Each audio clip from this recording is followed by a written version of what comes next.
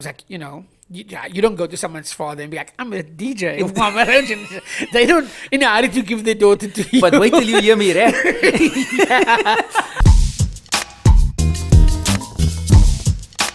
Welcome to Make Art, the podcast that helps creatives get creative.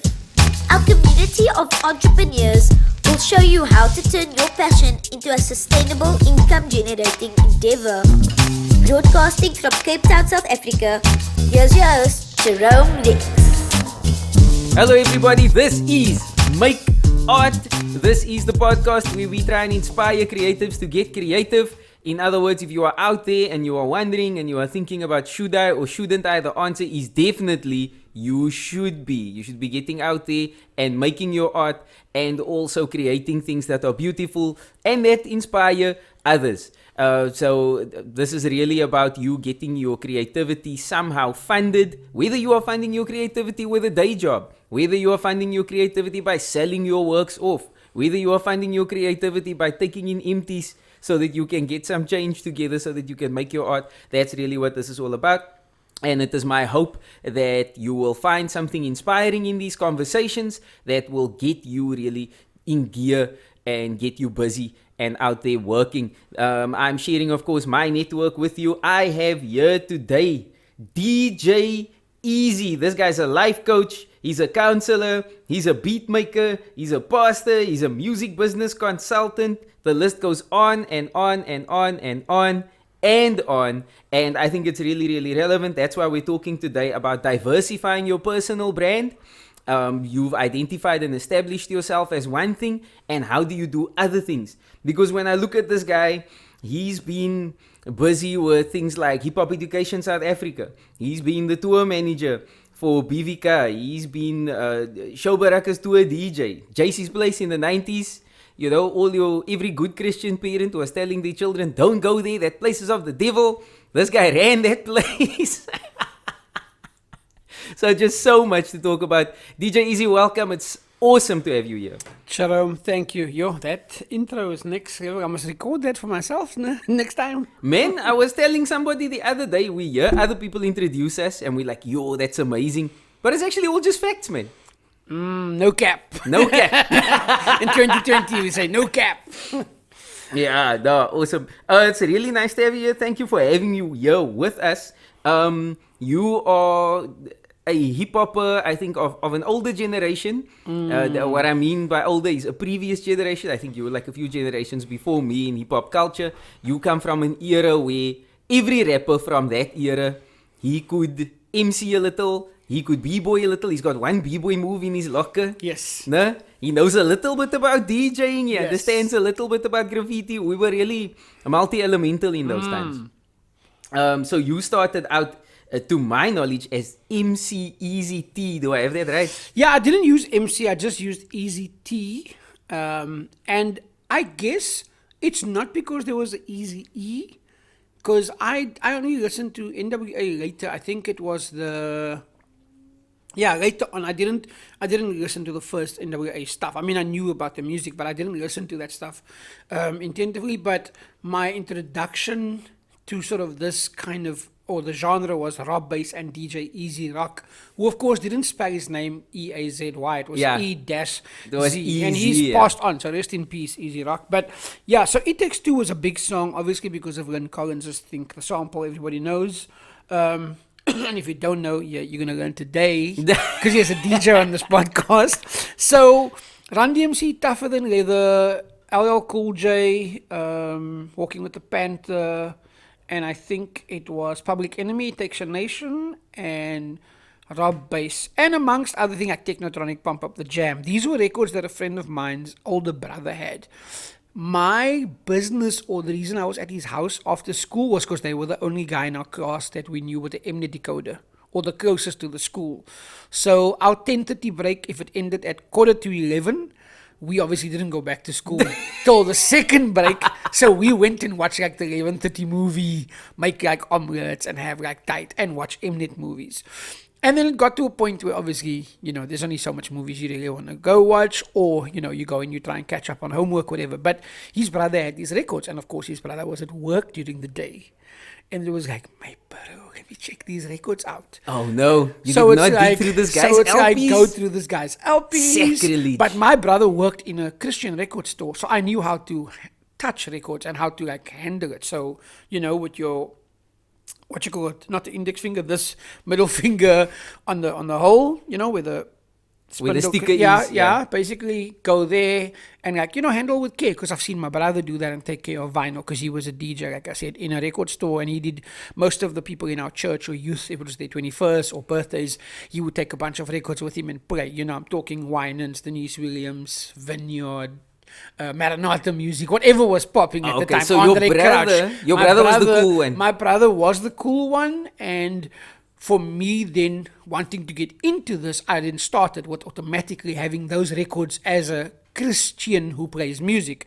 But JC's Place, which you mentioned in the intro, was the first place that I came out. So I rapped at JC's Place also with my partner, which was Quentin MC. He used MC in front of Q. Okay, So it's okay. MC Q, my controller Q, master of ceremony Q, whatever. But I was Easy T, and only after 1996 did I drop the Easy T and it became DJ Eazy.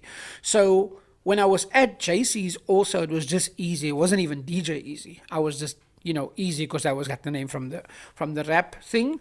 But on tour with Inside Out, who then became Forgiven, shout out to Big Ralph, Oh, Trevor, wow. Mal and Marcy. I was their sound engineer, basically their roadie. So get to the school at 7 o'clock, set up the speakers, set up the sound. And we toured, we stayed in Port Elizabeth for 4 months. We did Swaziland. And when we were in Neisner and George, they were working on a new song. And Marcy was kind of influenced by the Wanna Be Down Brandy track with the Queen Latifah, Yo-Yo, MC Light remix version.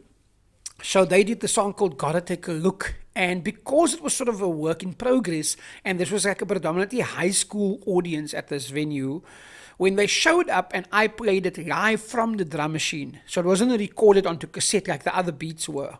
We used a cassette player for our beats, so Wow, how long okay. ago this was. So we would have a tape deck and play the backtracks off cassette. So we would perform Gotta Take a Look off the drum machine. And because it was now sequenced, and it would just run, and them having to dance, and we didn't have like 4 cordless mics. I think we owned 2 cordless mics and the rest was leads. So they would give themselves time and not do too much so that they can still put the mics down and do some dance moves. And I was just like, here's a break in the song. So I would then rap in the break as the sound guy. So I did that. So I was the sound guy, but I would then rap on the break of that song. And that was like the first time I would just like freestyle, and people would be like, where's this voice coming from, because they're looking at the stage. But then doing the school shows, there would be a time where they're setting up the equipment and we're doing like a sound check, not specifically a mic check. And I would just, because I had access to a lot of this music that no one else has heard of, whether it was Dynamic Twins, the Nitro Praise stuff, sort of, let's call it cool Christian music, I would play that music because I automatically knew that when the kids hear music, it's going to draw the crowd. Music creates a vibe, yeah. Even if so- nothing's happening, if there's exactly. music in the venue. The kids didn't care who it was. Our message was about, staying in school, no drugs. It was very much an HIV. We did training with Sanka for the drugs thing, drug awareness, but also we had a very big focus on the HIV education. The term was like AIDS or whatever. I think we used Let's Talk About Sex from Salt and Pepper as one of the songs. Oh, wow, But that's it was- risky but stuff, But it became questionable at some schools because, of the Christian nature or Yeah. the non-Christian nature of the song and the Christian nature of the organization who funded our travels and our tours. But then, so I did JC's Place first, then I went on the road with them and came back and then got a job because I wanted to get married, and I was like, you don't go to someone's father and be like, I'm a DJ. They don't in a hurry to give their daughter to you. But wait till you hear me rap. So I did that, and again, man, shout out to my dad, rest in peace, Dad. He was like, whatever you can do, man, do. So obviously, I'm a 70s baby and 80s kid. So I was in school during the apartheid era, but then after 94, when we were allowed to, whether it is get a airplane license or a train license or whatever license we now were allowed to get, my dad would be the one motivating, saying, go get anything, man. So I've always been like a jack of all trades. I have a lot of friends who know me from different. So I have friends who know me from JC's, and then I have friends who know me because I had my own cell phone shop, and then I have friends who know me because I used to do TV, and then I have friends who know me because I used to own a video camera and do wedding videos for people. Do you know what I mean? Yeah. And then I know people that just know me from just a bunch of other stuff. And in terms of hip hop, because of you know, when you get into it, like you said, there's all these elements, not just the 5 elements. There's the fashion, there's the skateboarding, there's all this other stuff that comes to it. And I've just like made friends in all of that vibes. And I basically want to be that Brahmin that just connects, you know, and be cool with people. So yeah. Okay, that's interesting. So your journey for when DJing kind of became your main thing is you went through this whole series of transitions. Everything. And you did everything, and then you settled on this thing. Was it just the thing that paid in the moment, or was it the thing you found the most passion from? So I was in a relationship with someone that basically asked the question, which I guess everybody who watched Oprah was on that. Where do you see yourself in 5 years? You know, just that kind of question, which I didn't want to have because, to be honest, I didn't think about that. I was like, what do you mean? Like, I don't know if we're going to be in 5 years. Like, in 5 years, I just want to have enough coffee and 2 ply toilet paper. That's like goals for me. In 5 years, that's like a goal. But, you know, I then, like I said, took a job because obviously there were choices that I made in terms of making, you know, debt and having, you know, to settle that.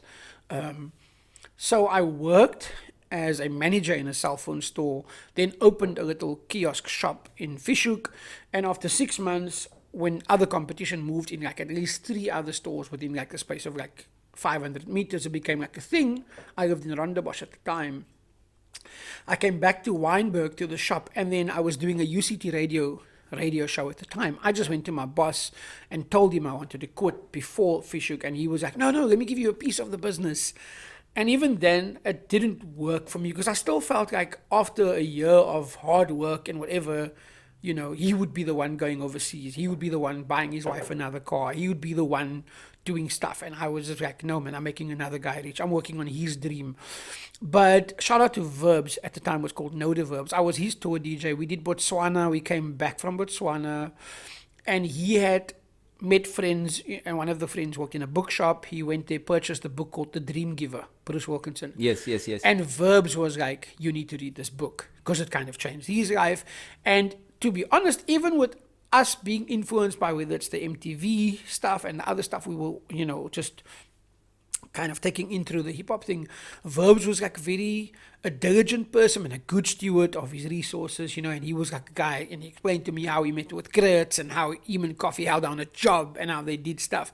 And only when they were no longer the DC Talk dancers, Grits, they became Grits, and he was then, you know, touring with them, all the other stuff that opened. So it was kind of like balance your hobby and your job, you know, like your hobby, dream, job, kill your dream, and hobby becomes your job kind of thing. So reading The Dream Giver was like the push that I needed to go and say, listen, I'm taking the step.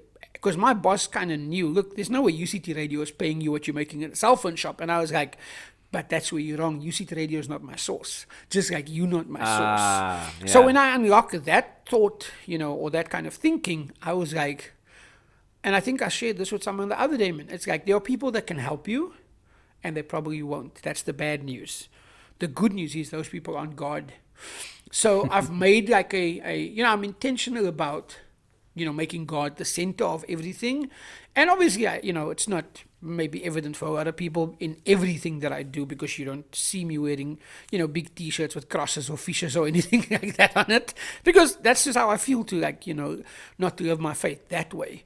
But yeah, when I have the opportunity, which I also believe can come through various, you know, spaces, and wherever I get the opportunity to share my faith. So yeah, I've been passionate about young people and youth at risk, which is why I gravitated to touring with the YFC group. Even, like I said, I think in 96, if we were getting a stipend from an organization was like 250 rand was a lot of money, and I think that's what I got from JC's as well. Sure. Which is not a lot of money if you think.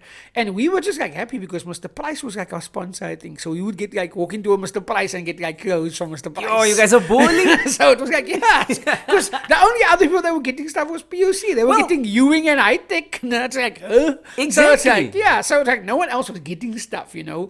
The fact that someone else is saying you don't have to pay for this was like major for you, you know. You That's walk into a huge, shop, because it's exactly as you say, nobody else no had one that was kind doing of that. deal in place at No the one time. that we knew. Yeah, that's you guys were pulling out the control. So I find that really compelling. When I think about DJ Eazy as a brand, when I think about the things we talk about and the projects that you're busy with, you mentioned earlier, you know, telling your employer, you know, you're not my source. Don't think the salary you're giving me every month is what's keeping me going. No. But you have this gift for finding money for projects. Like I don't think I've ever heard you talk about a project and then funding is a challenge for you. You just have a way of making your passion self-sustaining. Like you're talking about at-risk youth. You did something recently now where you took a bunch of kids up Table Mountain. And it cost money, of course, but you found the money somehow. and for me, it's the kids mustn't pay. Someone had to pay, but it wasn't the kids. The kids were the benefactors, and I wanted them to experience this. I am passionate about, you know, the sights and the landscape in Cape Town, which is why I started the Portabilism community. And that's, again, another thing that I started. And I have 2 PTO1 turntables. But at one point, or, you know, over the 2-year time, I had like 9, which I've sold to other people in the community now. Because that's what it is, community, you know, a commune. So it's like... And try and find 9 in the country now for sale. No, you won't be able to find 1 probably. But it's like, it's not me, man. I want to connect people. You know, even my job at the SABC, like when you meet someone and you say you work at the radio station, they want to know which one. And then when you tell them, then they go, when are you on? Because in their mind, as if they turn on the dial and they hear you, then you're on the radio. But it's like, you don't see your lungs, man. Do you know what I mean? You don't see your lungs. But can you do anything without your lungs? Yeah. So I'm the lungs of the show that I produce, and I say that with no arrogance or cockiness or whatever, but from a point of confidence, because the anchor or the host or the presenter, which is Reddy, he tells me that, and I make a point of it that if I'm not there, you know I'm not there. You know, not because I want the show not to be good. I can work anywhere on the planet where there's Wi-Fi. I've traveled, you know, extensively, and I've been away or out of the country and still made the show work. But I've always been about that, man. I give 100%. And it's not that I have my finger in different pies or whatever. It's just connecting with the right people because, you know, someone said Cape Town is not poor, it's poorly managed. Someone said Cape Town, it's not that they don't have money, the money's in the wrong hands. So I've just kind of worked out the way to access the money. You know what I mean? And it's if I say, Jerome, give me 1,000 rand, it's a difficult conversation, or more difficult than a conversation than 10 people giving me 100 rand or 20 people giving me 50 rand. So it's a little bit more work because I can ask Jerome for 1,000 rand. It's one ask. Yeah, one ask. But now I got to ask 9 people more, 9 more people for 100 rand, or 20 people for 50, or 40 people for 25. You know, you can go on and on and on to the point where it's like if you need 1,000 rand, you can ask 1,000 people for 1 rand. But depending on what the deadline is and depending on, you know, but I also believe, man, like whatever's meant for you is going to come to you, which is why I said earlier on, you know, that the bad news is people who can help you won't, maybe. I'm not saying lots of people don't help. There are lots of helpful people, which is why projects work and people can do stuff. And there are people that would give you, now I sometimes don't have money, but then I give my time, because time is money. Because, for sure. Because money you can get again, but sometimes you can't get time again. So wasted time is worse than wasted money. Like I've wasted money before, I know that. I had 22-inch rims on my van with spinners. I had I think 25 or 26 speakers with a DVD player and screens in the headrest. I think I've only ever had the Crazy Hip Squad in my van. and like someone else. And I've never had other passengers, but I had screens in my seats. You were But living for the what? dream. But it was like stupid in a way, man, because it's like, for what, man? Like, just so people can say it's a cool car. Now it's like for that same money. And if I think about it now, it's like you can go to a hotel in Cape Town with like an ocean view or mountain view for like 3,000 rand a night per person and have like lobster and sushi or whatever. If you're there for 4 nights or 3 nights for your anniversary or whatever, which is cool, it's an experience. But it's like for 8,000 rand, you can fly to another country, man. Wow. Where you don't need a visa. That's changing your perspective a That's little bit. changing eh? your perspective a little bit. So my rims on my car was like 12,000 rand. And you can get returned to like Heathrow for like 9,800 rand. You can get returned to JFK, New York for 11,900 rand. So for me, it's like rims that you're going to see once and be like, yo, Eazy, your rims is tight. And I'll be like, cool. Next week when you see the car, that's it. But now when I go to... Yeah, because they've seen it. So next week, you're not going to get that reaction again. Now when I go to New York, it's not for you to see that I've gone to New York. It's so that I can see New York. Like we go to the top of the mountain so we can see the world, not for the world to see us. So when you travel and you open your mind, and I'll tell you, my first overseas trip, and I mean in terms of Europe or whatever, I was in Germany in 2007. And it was like, what? There were these 20-year-old kids, pushing Chrysler C300s. And I was like, what? They had like a studio in their basement. And, they were doing internships at like big dealerships. There's lots of car dealerships there, of course. And you just like, you think privilege. But it's not. These people are working. And then I went to Amsterdam and it's like, whack DJs got like branded jackets and their names on their bags. And like, they're using MacBook Pro and you come there with your Dell laptop or whatever, and you kind of feel like, I'm not on their level, man. And then it's like, wait, hold on. No, they're actually not that. It's just the way they package it, man. So for me, it's like, okay, you've got the skill, but how are you going to present this, man? So it's kind of like, then I came back and had like a shift. And even when I traveled 5 years ago, I was ready to quit this DJ thing. I was like, you know what? That's it. There's too many DJs. Everyone's a DJ, blah, blah, blah, which is like a lot of people complain. And those same people that complain, I never see them doing anything. I never see them at international departures. I never see them post anything that they're doing but complaining. Like, yeah, everybody's a DJ. Everybody with a laptop is a DJ. No, it's not the truth, because a laptop doesn't make you a DJ. A laptop is a hard drive with a screen. If you're using a laptop to access your songs, and someone is putting a flash drive in a CDJ, it's the same thing. Yeah, so what? Yeah, exactly. Who cares how you're playing No one it? cares. Yeah, exactly. And even those purists, it's like your friends, man. Your friends are not paying for your music. They say you're dope until you're charging them, man. So they're the ones that say, send it to me on WhatsApp, send it to me. Like, friends can't say to me, I want to support you at your gig on Thursday and then ask for guest list. You're not supporting me. Because 9 out of 10 times if the venue has a bar, you're going to spend money at the bar. So you're supporting SA Breweries. You're supporting the owner. And they're not sponsoring me. They're not giving me money. The money I get is from the door. The owner says it was a good night because 100 people came. Not Because 100 people paid. Yeah, and he knows even if 50 people come, they're still drinking. Whether 20 people come, they're going to get thirsty. Some clubs put the aircon off. Some people put free peanuts, salted peanuts on the counter to make people thirsty and drink. So it's all of that. But if you're supporting the event, buying a ticket, that's it. Or if I put out a t-shirt or put out a mix or whatever that you can contribute, that's ways of doing it. Now, obviously, pre-COVID, that was easier said than done. And in COVID, people are struggling and whatever. I had a drive for my birthday. I was 45. I was like, yo, don't give me money or gives 45 rand to Hannah's place. And another artist commented and saying, sorry, Hannah, we don't have money. And I was like, you didn't have to comment.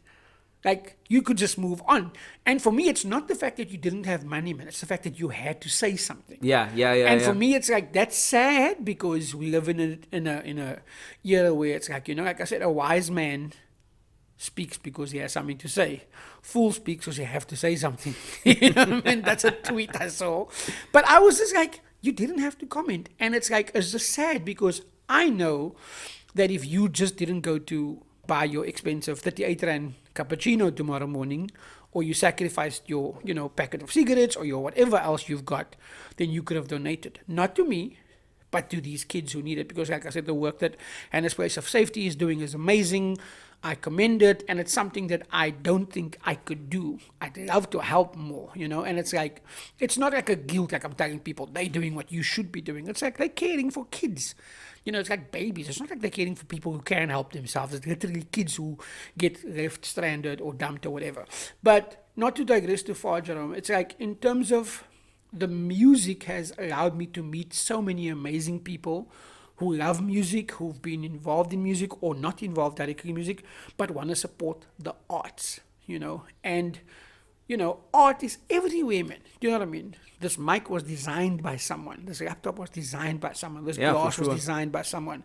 We watch movies with music. There's music in the lift. There's music on commercials. So it's like, that's one thing when you go to a place people can talk about. It's like we spoke earlier. You're at the venue, and as long as there's music playing, yes, we can still be setting up. I know when we set up at the venue, the first thing you do is you get the speakers up, and you get some kind of media player running a mix or something, so that when people walk in, there's music playing. There's a vibe. It creates a vibe. Yeah, the ambience. It enriches the experience. Definitely. Yeah. You made such a powerful statement earlier. You were talking about you're doing something for the kids. Somebody must pay. The kids mustn't pay, but somebody must pay. And that's really something that I try and make other people understand. I deal, because I'm a recording artist, with so many people who rap and they sing and they are passionate about what they're doing, but they're like, I don't have money, I can't afford this, I need studio space, I need a lump sum to have CDs printed, back when CDs were still a thing. And I would be like, look here, that stuff does cost money. Don't expect people to give it to you for free. Don't do the producer in. Don't do the guys running the studio in because you don't have money. Don't expect it for free. But get the money from somewhere, man. But also, I feel like a lot of those people don't have to record. A lot of those people, it's not, they shouldn't actually. Like, let me tell you why I DJ also, man. I love music. And I love sharing music. And I rap. Like, I don't want to say I had a rap career. But like, we rapped. And like the late Mr. Devious, we did a show. He performed at JC's Place, right? So Devious, rest in peace Devious, and Pain and Crew, Western Block, they performed at JC's Place. Wow. Mischief performed at JC's Place. Wow. So we had an evening, and again, I was at JC's Place. These were people that I met through the hip hop community, and Pain from Pain and Crew, his dad was actually a pastor, and they had a church in the States as well. So my friend Craig lived a few doors next to them. So when I saw him, Craig was obviously working security at JC's at the time. I was like, yo, you should come. I didn't know he was going to bring Devious. I didn't know that Devious told Mischief Friday night we're going to be at this Christian club or whatever it's called, Youth Center or whatever. So they showed up. Sons of the Light was there. Faith Heroes was there. 2K Crew, which is me and Q, were there. Crazy. It wasn't that kind of concert. It was just, we were there. There's a setup. Let's play the beats and let's just go. So Mischief performed the song. I don't even know if he ever recorded the song, but I always remember him saying, we sampled African drums of this, for this track or whatever. And I remember Devious saying like, yo, you guys are onto something, because you're not rapping about this. Because he was already irritated and like dick of people rapping about, what they've got, man, money and cars and like South African rappers sounding like American and using the N-word or whatever. But he was just saying like he was carving like his own path and he was original. He wasn't sounding like anybody else. And he was kind of encouraging us and other people saying, yo, do your thing, but like be legit about it. Like don't fake the funk, man. Don't be here, you Christian rappers, and outside you guys are like, whatever.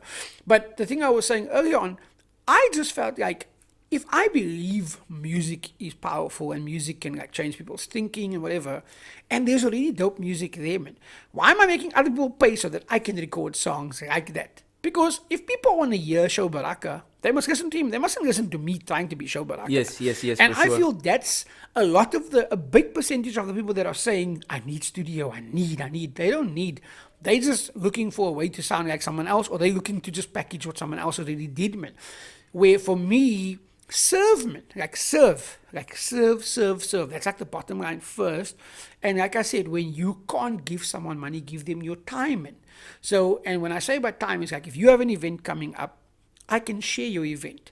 And if I could somehow make you understand that I added value, or if you selling something, and I know I have a network of people, you selling these Jerome Rex glasses for like 60 Rand. I know it didn't cost you 60 Rand, maybe it cost you 40 Rand or 30 Rand. And I'm like, yo, Jerome, I have 10 people who want to buy these glasses. And you're like, cool. Sometimes you're going to be like, yo, easy, cool. You can take 5 Rand per glass. Sometimes you don't, but it's okay. Do you know what I mean? It's not going to happen every time. But I feel that's like the thing, man. So I come from a school where we had to pay to get on a stage. We had to pay someone to take us there. We had to pay to get the beat made by certain people, or trade.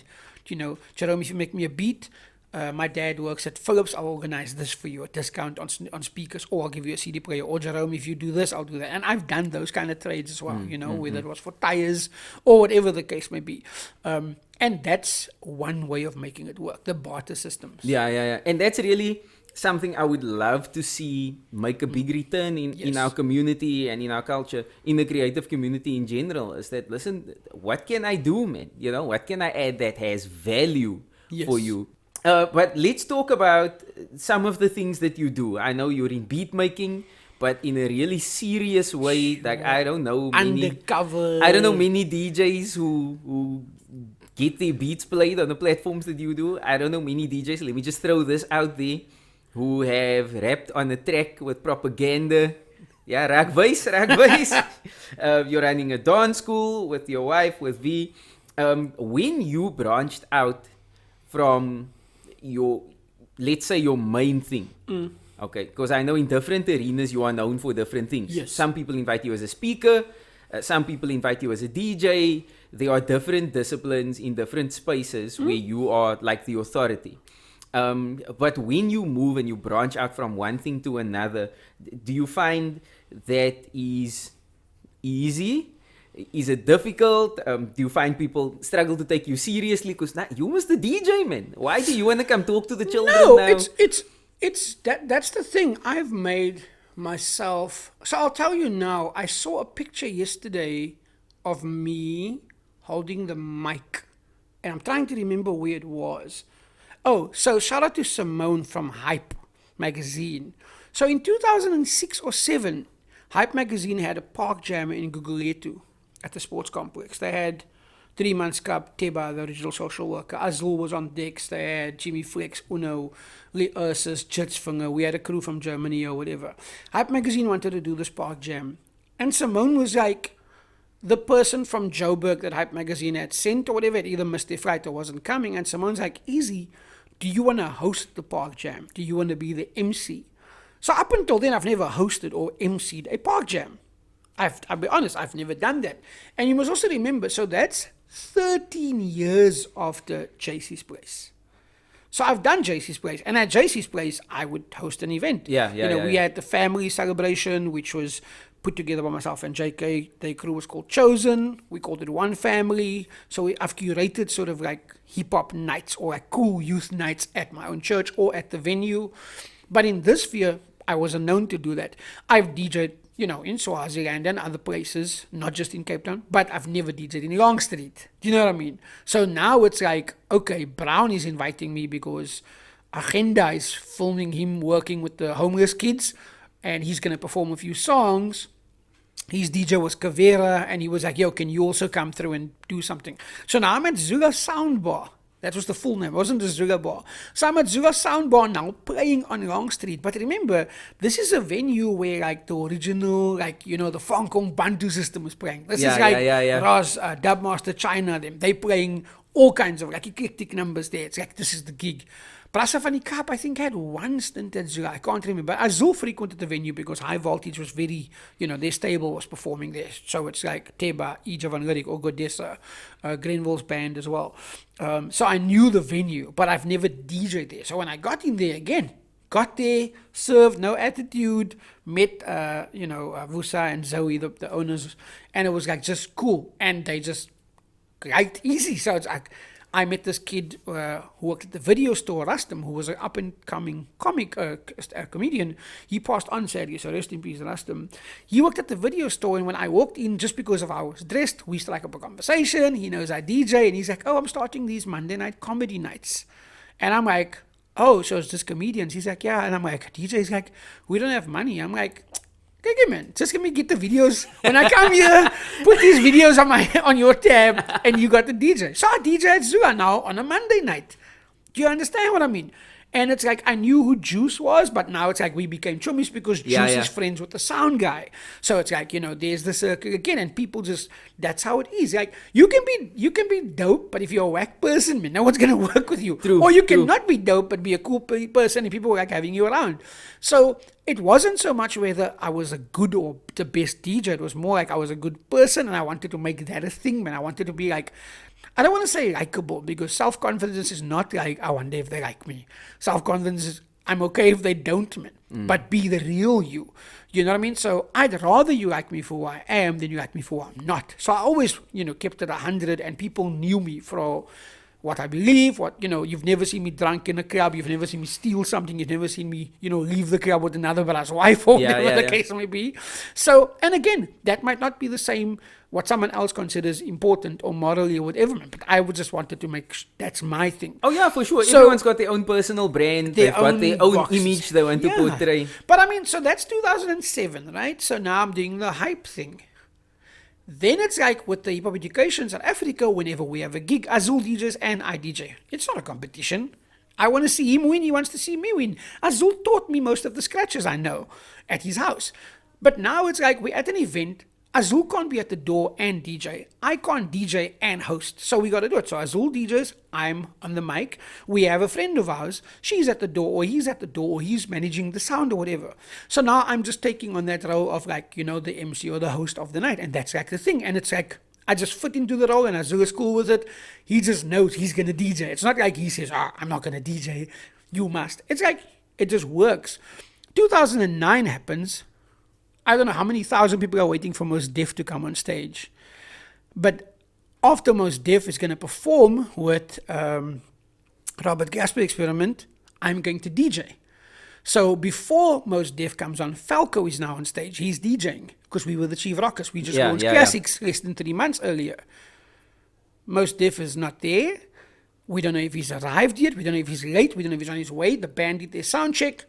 The MC of the night worked at Good Hope at the time, Natalie Becker. People knew her as a model, actress, whatever. She's on stage and she goes, ladies and gentlemen, Mos Def is ready to sing for you. And people boo because they're like, he's not coming to sing for us. We don't want to hear a singer. And you sound like you don't know who the person is. So she leaves the stage. I'm there. I think I have like a needle in my hand or headphones in my hand. And the stage manager's like, I've seen you on the mic somewhere. Can you take the mic before these people throw their beer bottles or glasses or whatever they had in their hands at the stage? And I just go to Falco and I'm like, let's go. Like whatever the next 6 songs you've got queued up, we're going to rock the crowd. And Falco and I rock the crowd for 15 minutes. Wow. So that they don't have a riot because they're tired of waiting for Mos Def. So it's just me going, Cape Town, put your hands in the air, blah, blah, blah, Falcon. And he's playing the Fugees. Nice. And then he pulls the record down and he's playing KRS-One. Or he's playing another song. Because he knew the hip-hop audience. And you on your Fat Man scoop and up I'm there. there on my Kirk Franklin. I'm there on my Kirk Franklin, Funkmaster Flex, Fat Man scoop. But that's the thing, man. Be all things to all men. That's like, to not sound too corny to say that. But here's the thing. So I did that. But then, a couple of months later, I get a phone call from the Cape Town Festival. And this person's like, yo, I want to book you to DJ. But because I know you have like a set, like sort of a standard, what you like expect, I've got this group and this group and this group arriving. I think it was the Polytones, and this was before AKA. AKA was 2010 when he became like AKA is going solo from his group he was with. But there was a bunch of other cats. Oh, Professor had the big, Jezebel was like the big song. Oh, so yeah, Professor was like a headline act as well. So Professor was going to be in town with the Polytones. And this friend of mine was like, Eazy, I need a stage manager. So now I'm at the Cape Town Festival, I'm getting paid to DJ, but not the same as I'm getting paid to be the stage manager. Because now I have, I have like a list with the managers and the road managers for people's names on it that I'm going to meet, make sure the hospitality is taken care of, so-and-so band needed this, and they need that moved or whatever, and I'm taking care of it because now it's like an artist talking to an artist. And in the same way, my role with the Dreamland Pictures, which produced the hip-hop show on MK89 in Vurag, the corporate, let's call them the suits, or the studio production company, don't call up Jack Barrow now, but Mace's boss, and say, hey, Mace's boss, we want to interview you, or Emil from Brackners, we want to interview you, and then Emil goes, who are you, whatever. Now it's like, no, let's get this dude, Eazy, to work for the company. So they pay me, and I talk the language of these brothers. You're like the cultural consultant. Because it's my peers. consultant. Because it's like my peers. So now it's like, Emil, I'm working on the show. Fat is the host. Azul's the DJ. D is the DJ. We want to chat to you. Come through. We're shooting at this venue, whatever. Cool. Shamima, EJ, Bernie, we're doing a thing, whatever. And again, most people wanted their story told because, like, look here, we're doing a show. We're putting a spotlight on South African hip hop. This is the first Afrikaans channel on Kyk. It's called MK89. The show is called Hip Hop. Falco did the animation, D made the beat. So it's like you're in a space where your brothers are getting employed, man. I'm in good hands also. Yeah, You feel like your story is in good hands. Your because story it's is been in good curated hands, by... but I'm saying, like, everybody's eating, so to speak, man. Do you understand what I'm saying? It's like your brother is working on the show. So people don't feel like it's some foreigner from Switzerland with a camera who's going to take this and go and get awards and you don't know anything about it, man, with you. It's like, no, this is not about the big, this is about you. You're not the charm, you're the actual bracelet, man. We're featuring Godessa. Yeah. We're going to play their music video. We're featuring Emil, what's he doing? We're featuring Eavesdrop. We're featuring Crazy Heap Squad or whoever. We had the owners of Shelf Life on that show. You know what I mean? We've had, like I said, we've had, think of someone in terms of Cape Town hip hop, Ratex, Jacques, rest in peace. Yeah, Ben Sharper. Ben Sharper. We had them on the show, you know. So, and for me, that's like a nice thing for me to know that I was part of that story. You know what I mean? So, yeah. Yeah. Wow. Okay. Look, I was actually thinking now, for somebody else who is, let's say somebody is established in a lane as doing something, and they are now looking to diversify. Because that's kind of, when I look at DJ Eazy, I mean, you're DJ Eazy on Instagram, on socials and so on, but you're not DJ Eazy. You know, you're not a businessman. You're a business man. You know, so if somebody is looking to also diversify and branch out into other lanes, how would you advise them to spot those opportunities? Well, firstly, consistency. So for me, before branching out to the other stuff, I had to make sure that people trusted the DJ Eazy brand. So whatever I give them now, there's a DJ Eazy. Like, I'm not changing my name because I've left, like, bodies behind it. You understand? I mean, it's not like when there's a shooting at the club, we change the name of the club. So when they say they were shooting at that club, that's not us. This is our name now. New management. Yeah, new management. Yeah, so it's not that. It's the same goal, the same vision. And I don't want to say, it's like, I'm not changing my destination, man. I might have just changed the course or the direction. Do you understand? So I might just be like, you know what, today I don't smoke to go to the tunnel. Today I'm going to go and get like the scenic route. And on the route there, I'm going to do A, B, and C. So it's again, people say, you know, jack of all trades, master of none. And I'm like, nah, don't say that. In the same way that people say practice makes perfect, it doesn't. Perfect practice, that exists, but there's no perfect. Practice makes permanent. Because amateurs practice till they get it right. Professionals practice till they can't get it wrong. Because think of a DJ routine or a dance routine. You can practice at home for 6 hours a day. And then Saturday, when the lights are on and the MC announces your name, that's the only time it matters now. Yeah. In terms of the audience. To you, it matters in practice. Like Usain Bolt will say, he wins in practice. He doesn't win on race day. Everything else prepared him for race day. In race day, he just sees the thing and he goes, I'm going to win. Oh, for sure. I've done so many shows where I'm like, yo, you guys should have seen the rehearsals, Exactly. man. You should have seen me last night. So for me, it's the same thing where my best shows are not on, like, I don't have footage of the night when me and Falco rocked the crowd and Most Def was coming up. And I don't want to say people responded more to us than to Most Def. Do you know what I mean? 2 years ago, I played to a crowd of 144,000 people.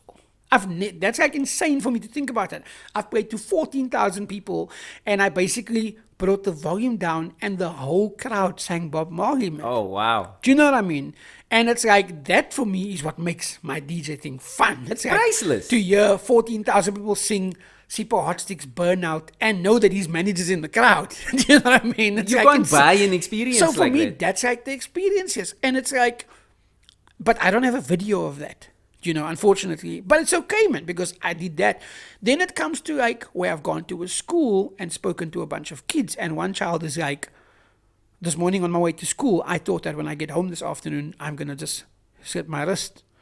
But because you came to visit our school and you spoke to us today. So if someone is at the moment a rapper, but they're not getting shows, it's like, if I go to your social media, I want to see raps, man. I want to see. And unfortunately, a lot of us didn't document, what we've done. No, I think we're done, yeah. We've Okay. been going for quite a while. I'm going to let you finish this story. Then you go. And then we'll talk about portabilism and what you're That's busy it. with now. Perfect. And then we're going to wrap. Yeah. Cool. So, yeah, jump in when you're ready. So, yeah, I get to this venue that's down the street from the Irish pub that I used to also play. I did a party there, got food sorted out, My rent was like 1,600 a month for a room. This was 700 Rand a Saturday night, which... So, rent is taken care of. Right, yeah, Gigs. if I play there, yeah. But I had a mix slot on a Thursday, I think it was, at Good Hope, which is called the Rum Shaker. So this person knew me from that. I guess he's either in his car or wherever he listens to music. But this is how the conversation went, that I realized I have no business being in this venue. But it was so weird because I'm not gonna lie and say I've never been into a strip club before, but I never frequented a strip club. I had been into a venue that sold, magazines and stuff, and there was a strip club next door, and you just heard the music during the day, and you'd be like, what's going on next door? And they were like, oh no, there's like a gentleman's club next door. And then I went to another place, because I used to work in a CD shop, where these girls would come and buy music from us, and then sometimes they would be like, have you got this CD? And we don't have it. And they'll be like, can you drop it, because I can't come again. And we're like, okay, in my lunch I'll come drop the CD off. But then you get this like, oh, this is what's happening here. So anyway, this venue I'm talking about, this is, I like I said, no money. Excuse me. The only thing I've got going for me is this Saturday night Irish pub gig, which is like $700 on a Saturday night. And I befriended a guy that worked at the petrol station, and he wasn't even earning that kind of money, which was sad. And he was working every single day. Do you know what I mean? So if I worked every Saturday, I was taking home 2,800 Rand. And obviously, this is like, you don't know better. So you just like, tax, what's that? I don't pay tax. Forget the man. So it's like... Babylon must fall, yes, right? Exactly. So it's like, what? No. So anyway... But you tax people, This guy, so by the way. this guy's like... so, and do you have any mic experience on the mic? So I'm like, yeah, I can say something on the mic or whatever. He's like, oh, because of course you have to introduce the girls. So I'm like, the girls?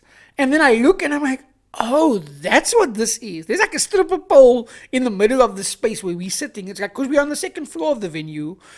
And it's like, it looks like there's like a dressing room thing. The girls are going to come out there, then slide down this pole onto this little stage that looked like a ramp. And when I walked in, because of the sushi thing, I just thought it's like a karaoke bar, which it probably was before. And now I'm there, and this is before BBM and WhatsApp. So I can't even WhatsApp my girlfriend at the time, and I don't even think if I had airtime to phone her. I think I might have sent her, please call me. Oh, mix it? It predates mix it? Maybe even mix it. So this guy's like, and I'm like, okay, what's the plan here? And he's like, look, so Thursday, Friday, Saturday, it's like his busy nights, but we're almost going to give it like a trial. And I was like, wait, you want me to audition for this gig? Like, this makes no sense. So now it's like these girls have songs that they want to walk out onto or whatever. And I'm like, no, but I'm not interested in the gig. And he's like, no, like, think about it, And in my mind, I'm like, I think a VW Polo at the time, like there was like a deal for like 2,100 Rand a month. And I knew someone that was like, it was like 1,499 a month. So I'm like telling this guy, look here, what's the pay? And he's like, no, it's like 800 Rand a night. So I'm like, wait, 700 Rand at the Irish place, 800 Rand a year. This doesn't clash with the Irish place because I can come here afterwards. And I'm like, that's 1,500 Rand in a weekend that pays for the Polo because I don't have a car. 1 weekend. In 1 weekend. And I'm like, But I want to sleep like at night, man. I always say that. And I want to know that when I'm talking to kids and telling them to like reach for their dreams, it's not to be on a pole somewhere. Do you know what I mean? So I was just like, nah, this is against everything that. And again, I don't judge people who do that. This is not about that. This is about me having my own conviction and me going, I need money, of course, to survive, to live, to pay bills, whatever you want to call it. But I was like, no, man, there's got to be another way to do it. And I don't hate on other DJs to do it, who wants to go that route or whatever. But it was just not for me. Yeah, and it didn't fit. And it didn't fit my brand. Do you understand what I mean? Because in my mind it was like, I could guarantee an 800 rand, so to speak. That's if the club stays open long enough. A lot of those places have like a lot of other stuff happening behind the scenes that could be, problematic for me being affiliated or connected to it. So I was just like, this is kind of a guarantee, but it might just close so many other doors in terms of like, and again, you want to be able to not just be versatile, but you don't want to just be the DJ that plays when there's like, head dudes like just nodding their heads to like a MOP song. You want to be able to play at the launch of like, a sneaker, or the launch of an art gallery, or the launch of a new whiskey or a cigar emporium, whatever, man. And play like to different audiences, fashion shows and whatever. And some of these clients or corporates, people are not going to book you if you connected to a venue like that. So I was just like, it doesn't gel with me. And yeah, I was just like, nah, it's not for me. And that's exactly what I was going to say now. You actually preempted when you said it just wasn't in line with your brand. It wasn't who you are as a person first, and secondly as a brand. And the next person might be. The next person, this might be his vibe. Yeah. So you are the first person on the continent to have his own Scratch Tools LP. That's, for me, it's just remarkable. You say it aloud and it sounds far-fetched, it sounds crazy. But it's real, and here's Eazy, this bruh from Bonteville. There we go. but can I tell you, it's also from a place, like I said, so I don't have a license to fly an airplane. I don't have a license to drive a plane or whatever. But that's kind of the analogy or the thing that when my dad told me that, man, when it became like, when people say the world is your oyster, when they say the sky's the limit, buy a cloud, man. Like, I mean, it's like, that was literally his support. So, we weren't like well off. We weren't boring. Like, I had a bike, but it was my brother's bike first. It was handed down to me. I think I got a TV game when I was in high school. And I'm talking about your 99 cartridges in one. And I hustled for that because I think I sold like 4 or 5 kettles, a toaster, and a hairdryer. Because my dad would, bring me those things at cost, and I would sell it to teachers at the school and girls at my class in high school. That's how I hustled. My dad taught me to work for the money, and then I appreciated it. When he paid for it and it broke, it's like, oh, it's his money.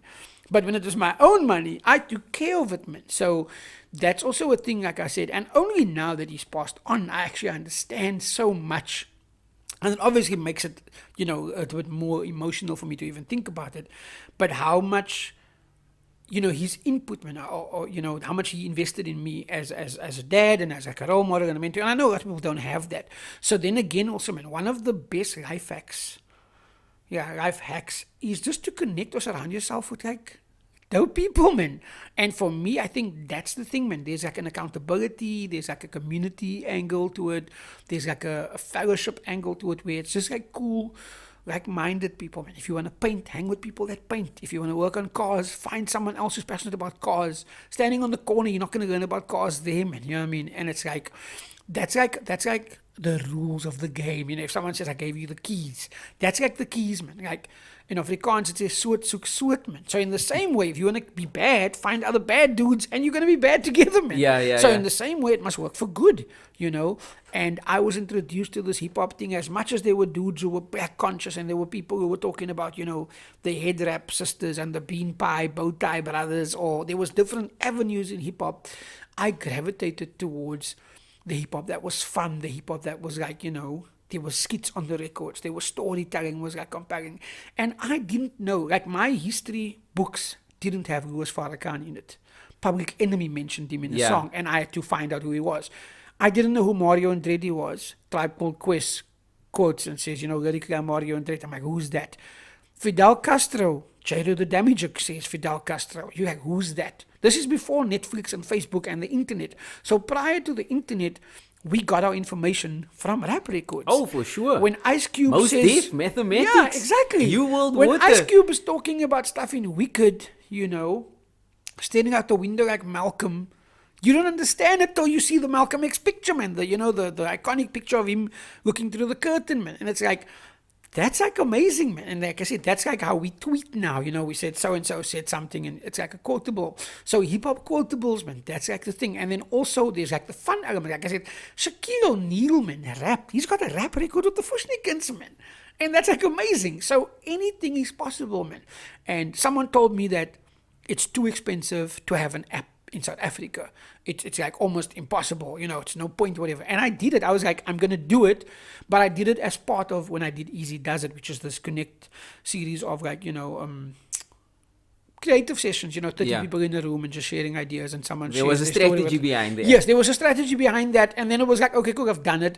But at the time, I was like, I don't make 10% of one of these other dudes that I look up to are doing, the big name artist that's on the charts.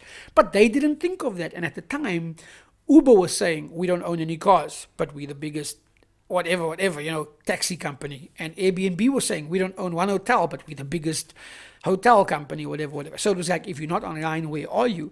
And I wanted to kind of just play in that space for a bit. And then it was like, people were like, yo, where can I buy a 7-inch record? Besides scratching the Whitney Houston 7-inch record or the Stevie Wonder 7-inch record that I bought or that my mommy or someone gave me. And I'm like, for me, if someone doesn't book you, book yourself, man. So it's like, if there isn't a record, make one. So I made one. And that's what happened for me. So it's now the same thing. It's like, I would like to know or like to see a brand do a really niche sneaker. And I would buy it, like you said, probably not weird, but have it for history. And I would like to see a mixer that was designed by DJ Eazy.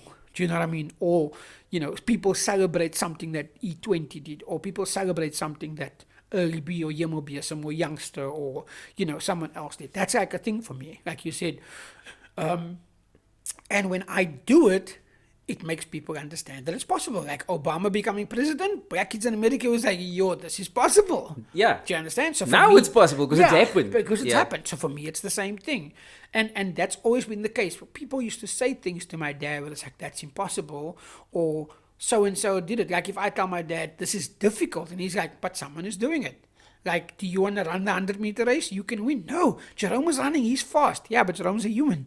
You're a human, man. So if Jerome can do it, so can you. So if Eazy can do it, so you can you. Yeah. Eazy does it. That's like... Eazy does it. And the joke for me is when other people started getting into the app game, you were getting out of it. You were like, it's been time. there, done that. Been there, done that. And I think it's going to be the same with the portabilism, with the LP thing. By the time other people get into it, you already moved on to the next thing. To the next thing. Yeah, Eazy, this has been absolutely amazing. I've really enjoyed this conversation. We throw the word legend around very casually, I think, in Cape Town. And in fact, I don't think a lot of people have much regard for the term anyway, because I've heard people call some of my heroes legends, and then their attitude and the way they deal with him doesn't reflect that. It's just words and it's just lip service. But I honestly believe when I consider the path that you are on, and I consider the things that you've done already, this massive legacy that you are leaving behind, I believe we are witnessing a legend in the making. And I say that in the context of Reddy D is a legend, Quincy Jones is a legend, so you're not going to let me call you a legend today. No, I'm not. But I definitely believe I believe we're looking at a legend in the making, and we are witnessing, someone who is building something that's going to remain long after you are gone one day.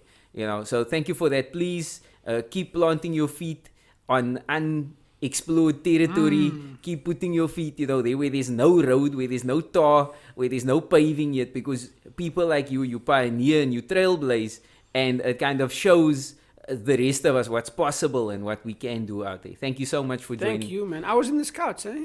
Oh, that explains it all. That explains it. I was in the Boy Scouts, second Bonte for me, bro. So Scouts, honor, be prepared, man. Thank you, Jerome.